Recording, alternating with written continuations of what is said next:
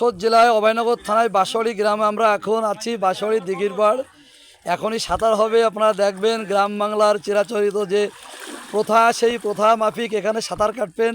আমার ভাই ব্রাদার এখানে আছেন, এখানে সব স্থানীয় লোকজন।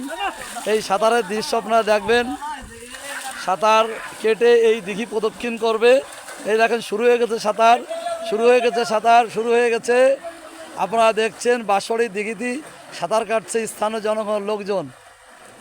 গ্রাম বাংলার চিরায়িত রূপ যেটা, সেটাই এখানে দেখতে পাচ্ছেন।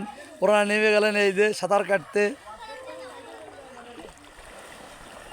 সাঁতার কাটতে ওনারা নেমে গেছেন।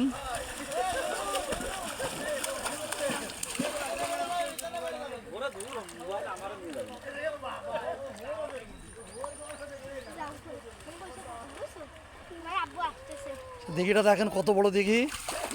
ওই তারা চলে যাচ্ছে সাঁতার কাটতে কাটতে।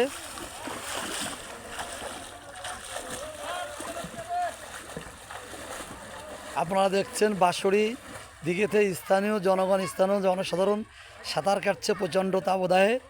তারা একটু প্রশস্তির আশায় ওরা সাঁতার কাটছে, আপনারা দেখছেন। আচ্ছা যাও,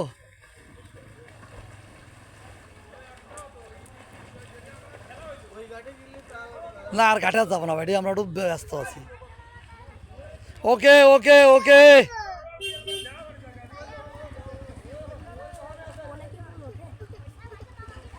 সেই দিঘিটা আপনারা দেখছেন বাঁশবাড়ির দিঘি, অভয়নগর থানার বাঁশবাড়ি গ্রাম।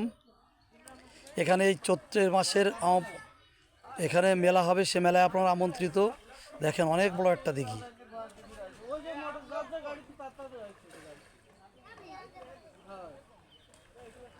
ওকে।